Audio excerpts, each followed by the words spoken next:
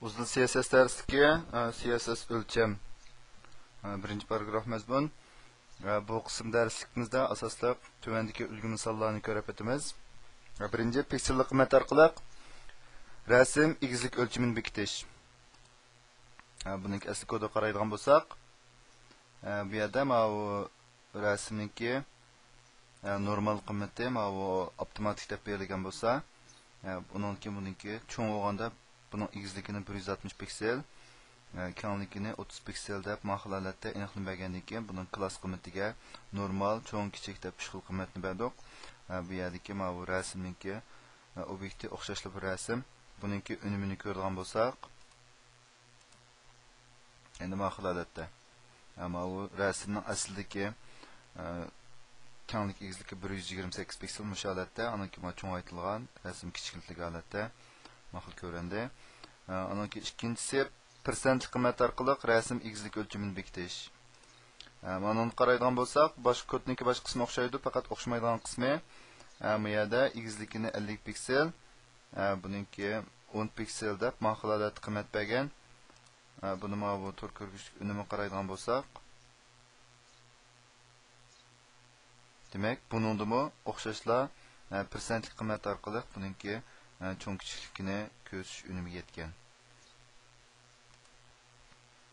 Uchinchisi piksellik qiymat orqali element kenglik o'lchamini bekitish.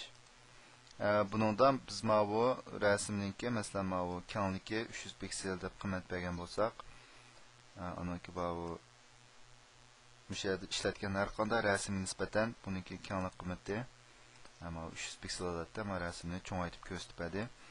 Biz buningki faqat kengligiga qiymat berib, egizlikka qiymat bermagan holatda kengligi o'zgarsa, bu rasmning aslidagi kenglik va egizlik nisbat farqi bo'yicha bu kengligiga qiymat bersak, egizlikmi teng o'zgardi.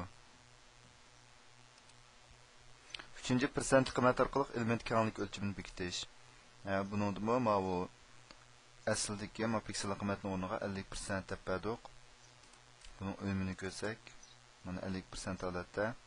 Bu 50% nereden kelgan 50% deganda, bu dal mush to'r ko'rgichningki bu ikki qismining oraliqi 100% deb hisoblansa, 50% buningki bu 20 hisoblandi. Oniki 5-elementning eng cho'ng egizligini bekitish.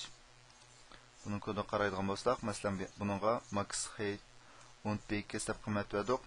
Diqqat qilish tegishliki, bu xil eng cho'ng, eng kichik qiymatni bu ayi 8 to'r ko'rgichi buni qo'llamaydi. Buningda yuqoridan shirik to'r ko'rgichlar qo'llaydi. Shunga biz bu yerda bu xrom to'r ko'rgichida ko'rsak, buning unumini egizlik eng cho'ng qiymati 10 piksel deb bergan bo'lg'achqa, bu yerda mazmunningki bu yerda 10 pikselgacha oraliqgacha mazmun normal ko'ringan.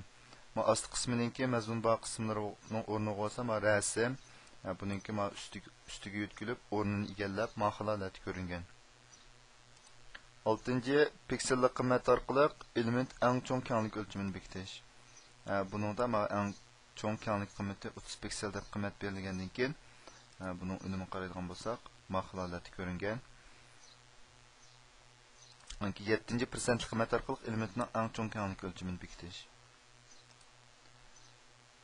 Buningda eng cho'ng kenglik o'lchami 50% deb berilgandan keyin qaraydigan bo'lsak, bu yana shu to'r ko'rgichningki bu kenglik qiymati bo'yicha eng cho'ng kenglik qiymati 50% deb 50% kichik o'rindilar mazmun ko'rinib, andan keyin qurt tashlangan.